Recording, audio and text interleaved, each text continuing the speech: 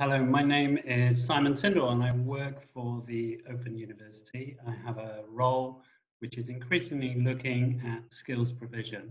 And I'm very glad to join you today at this conference, this online conference, to talk around, to introduce the Open University. And equally, I'm sure everyone is generally aware of us, but equally to understand a little bit more about some of the provisions we have, particularly given to skills, both prior to the lockdown, but also now with the COVID-19 situation, it is equally that's become even more paramount. So if we go to the next slide, so the Open University was set up back in the late 1960s by the Wilson government, and was always set up with the intention of being a university of, at the time it was called University of the Air, with the underlying principle that it was open to all people. So it was very much about broadening what was seen at the time, and arguably still is to a little bit of an extent, that higher education is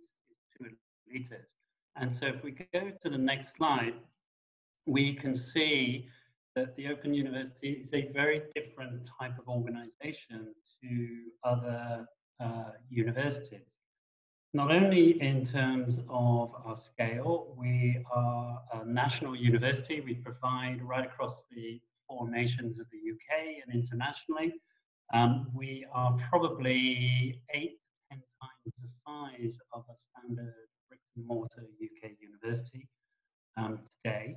And we've always been about distance education, from broadcast and postal services back in the 60s and 70s, through to sort of CDs in the 80s and 90s, and then obviously through to the internet and fully digital. That's always been our core business model. We are probably the only university that through this lockdown period has been and remained fully operational. But I think the key differences for the OU, particularly with regards to this presentation, is very much around those 2 differentials in the middle. We have an opens admissions policy, which means that we have no formal qualifications requirement or entry exam to come and study at any level within the Open University. We're not part of UCAS or A-level points. We far more work on the principle of trying to realize people's potential rather than their prior educational experience. And then the second piece, which is closely aligned to that, is we have a social remit. So we are very much tied into our DNA is the provision of education to, and access to education, quality education to all people globally, 24/7. And the way that manifests itself primarily is we have an education portal or website called OpenLearn, which offers over 10,000 hours of free courses and online content, which anyone is freely available to use and utilize. Next slide, please. So if we look at the issues around skills for the new normal, which is part of the subject for this presentation, in many ways, I think when I was thinking about this, is that the onset of COVID and the current situation hasn't actually started any new trends within that skills and employment requirement, but rather has accelerated some of the underlying trends that were already there.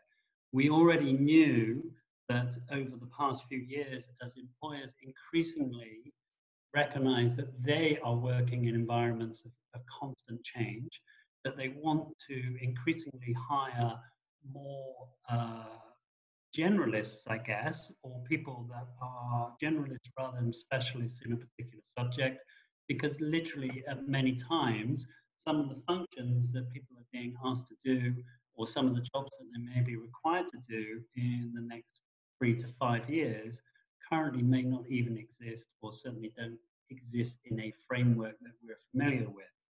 So employers are increasingly looking for flexibility and adaptability. And I think that tends to mean that this old model where you've had people who traditionally go through their education. They may stop at A level, they may stop at degree, etc., and then work for a number of years or for the rest of their working lives. That model is increasingly not valid, and what we are seeing is this movement towards much more modular learning, learning in smaller parts, and very much learning as an ongoing process throughout people's careers. Numerous, the old model when people would stick to one single career has over time completely eroded, and so people will tend to do multiple different careers or multiple different types of jobs and disciplines over their career, and subsequently need to build and continue to build skills and recognize their existing skills in different ways. And I think the other key piece is this recognition of you have formal qualifications, but you also need to have informal skills, which are also, core skills or soft skills, which are increasingly being seen as critical for the new job environment. And as the demonstration on there, or the diagram on this slide indicates, this old thing of, the jar of pebbles analogy, that you are constantly picking up new, smaller levels of credential and capability as you go through your career. Next slide, please. So one of the things is, how do we tie into that, is we have produced through OpenLearn, and this may be tricky trying to show this on demonstration, but if you click on those links, what we can see here is a full portal of different courses, all of which are free at multiple different levels. So within this course, we have online courses that start at very basic level 1, level 2, fundamental maths, English, digital skills, those types of things, and build up from that post-16 arena to actually include a lot more courses that are really over a very wide spectrum, but would go right up through undergraduate and masters and beyond level. These are all readily accessible simply by going into the main OpenLearn website and navigating through. And subsequently, it allows people to come in without any penalty. They don't need to register. They can choose to register because in that way that they can get online certificates and achievement and recognition of their achievements. But equally, this is very much a free resource. And so when they do register, we're not marketing to them aggressively. It is very much a provision out there. On the second link, we have, what we are doing is really, I suppose, is once you invent a large library of courses, this is really a way of navigating through these courses. So this particular link is a curation of courses that we've been working with the Department of Works and Pensions, particularly aimed at those people that are currently attending job centre classes, offices around the UK, particularly those people that are claiming universal credit. And so what we're doing here is we've introduced a short selection of courses, some of which are covering some of those very basic courses like English and maths, and just getting people to engage back into education and to gain recognition for their existing skills that they already have, but equally to upskill, so to improve their maths and English. And then also within that listing, we have a lot of short courses that are really around sort of what are termed as these soft skills. So communications, leadership, fellowship, those things. It's just a selection of courses, and we've been rolling this out in conjunction with job centre offices, where we have trained the staff to encourage people into getting these, undertaking these courses and gaining these recognition. These particular courses featured here often feature a digital badge, which the learner can can earn effectively by completing the course, and is a way of sharing their achievements on any electronic profile, be that a CV or be it a LinkedIn profile or something like that, where they can actually show that they've achieved and have gained recognition for these courses.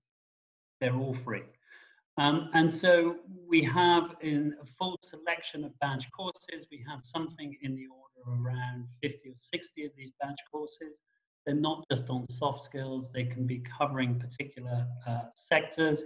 So for example, we have a number of courses which are really gaining recognition for people that are working, say, in the voluntary sector or not-for-profit sector. Next slide, please.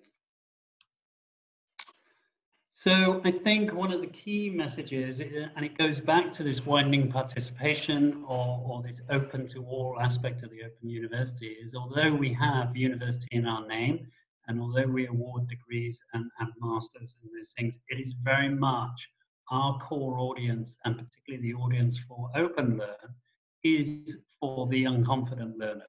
For that person whose previous education experience may have been poor, may have been disrupted, may have dropped out of education at some time. And really this is an opportunity to come back and study at a level and find that appropriate level through Open Learn to where they can start their studies. So these courses are very much geared to building learner confidence, to building self-belief, and equally some of the work that we're starting to do with job centres now is even before people start undertaking courses, is building out worksheets which are really focusing on areas like getting people's motivation back, getting their self-resilience and their self-belief back in order to get them into a better frame set to look for employment and or look for education as well. Next slide, please. So, you know, this is a slightly secondary piece, but I think it is also applicable to this audience, which is we very much have this section of the population, maybe arguably between 17 and 21, who are either current students at bricks and mortar universities or are A-level students with aspirations to go to university over the next couple of years. And so one of the key issues here is not only has that university education provision been significantly interrupted in the short term, but the future provision still looks a little bit uncertain. We already know that certain institutions are moving towards an online delivery, or their campuses will remain closed for the full academic year. And so there's already this increasing focus on the value and cost. So one of the things that the OU can offer here is an alternative route to this quite select audience.